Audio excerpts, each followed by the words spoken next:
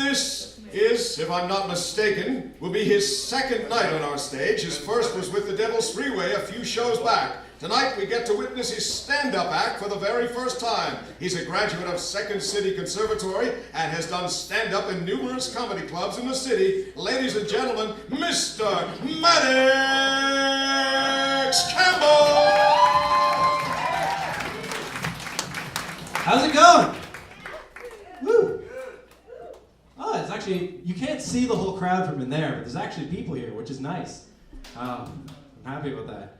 I'm going to start out, guys. I'm just going to tell you a little bit about myself, because most of you don't know me. So I'll tell you a bit about myself. First thing you should probably know is in college, I was voted the most rapeable of all my male friends. Yeah. It was based on 2 criteria, which were your looks and your ability to defend yourself. So there were better looking guys than me, but they were all very athletic, whereas myself, I have a sleek, slender build, well-conditioned chestnut hair, smooth alabaster skin. All features rapists love, and less useful with the women. Another thing you should probably know is I didn't come from Toronto. I actually moved here from Fredericton, which is a very different pace of a city. It's a lot quieter of a place. It's very noisy in Toronto by comparison. No, je ne puis pas acadien.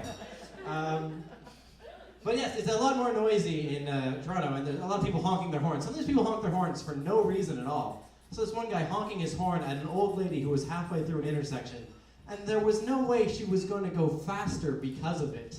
You know, like she had like the muscle strength of a worn-out elastic band and the bone density of a stiff breeze. You know, like if she were to drop something, it wouldn't be worth her remaining lifespan to try to pick it up. And this guy thought she could go faster because he was honking his horn. I don't know what he thought she would do, like maybe flip on the nitros on her walker and just blow through. What was actually worse than horns, though, is I used to live in a really sketchy neighborhood, and the crackheads and the crack dealers have a volume all their own. I was 23 stories up in my apartment. I could hear them all night long as if they're in the room with me. You know, like the crackhead walks up to the crack dealer and would be like, "Hey man, can you hook me up with some weed?" "No, I can't hook you up with weed. I'm a crack dealer. I deal crack." "Oh, come on, man, just hook me up." "Shut up down there! You shut up! I'm not the one yelling in the middle of the night!" "You are now." Touche, Mr. Crack Dealer. Touche. Maybe this is just me, guys, but I'm kind of convinced that every Ethiopian restaurant I see is just an elaborate prank. I kind of feel like if I were to walk in, there'd just be like a French guy with a camera going like, "You're on Just for Laughs!" And, because no one thinks Ethiopia and then thinks food. Like, I feel like the menu is probably just a bunch of UN rations. Like, oh, we have a non-racist audience. Oh no. I'm sorry. I'm very picky with my food. All right. Well, if you guys can't relate to that, let's see if you guys can relate to this. Does anyone else ever have like a friend who has like a really hot sister, but your friend is a guy, so you're worried about being attracted to the sister somehow makes you gay, or at least says more about your relationship with your friend than you're comfortable with? I am the guy with the hot joke. That guy has a hot sister. Awesome. Thank you, sir. I am going to date your sister later. So I've got a habit that I've been doing is, you know the board game Clue? Everyone loves the board game Clue, right? Yeah. So whenever it's my character that turns out to be the murderer, I always claim that, you know, the burden of proof is on the state. Because if you think about Clue, the idea of Clue is just that after you've ruled everyone else out, just whoever's left clearly did it. But I think we're missing the hobo drifter option. I always accuse the hobo drifter with a bindle in the backyard.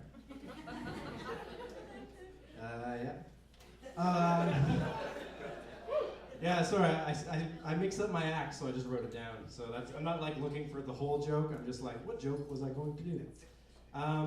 So a friend was telling me about a Fantasia party that she went to, which is basically a Tupperware party for sex toys, is the idea of it.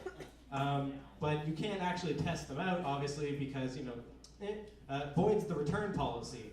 So what they do, apparently, is they test it out on their nose.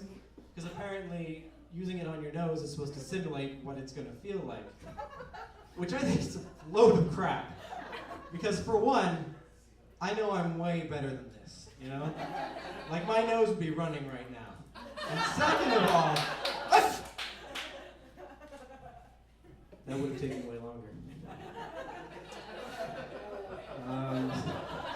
That's very lowbrow. I'm sorry, that is. All right. Next thing, I'm gonna talk about an issue that I think is near and dear to all of us here, which is anthropomorphized animals in children's entertainment. Personally, I'm against it, all right? Because first of all, from a literary standpoint, it ruins romantic tension. If your main protagonist is an aardvark, and he suddenly gets a crush on a parakeet, you know the aardvark's not going to end up with the parakeet, right? That never happens. He's going to end up with the first female aardvark that's also on the show that's not his sister, right? Because all the parents are the same animal too. But I'm wondering, like, does that suddenly mean that these shows are trying to stop interracial marriages? I don't know. But it would be bad science to do it the other way around, because only horses and donkeys really make a lot of things, and ligers. So there's a very small number of animals that could actually scientifically match up. So you can't do that either. And even if you did, if you just allowed that to go by, then in a couple of generations, all the animals interbreeding, they'd all become weird amalgams, abysmal, abominable sins against creation. They'd only be like, they'd be half retarded and only the sort of outskirts of personification. Every show would be the Teletubbies. Alright, I've got one more thing. Once again, I used to live in Fredericton, and when I lived in Fredericton, I used to go online on the internet sometimes.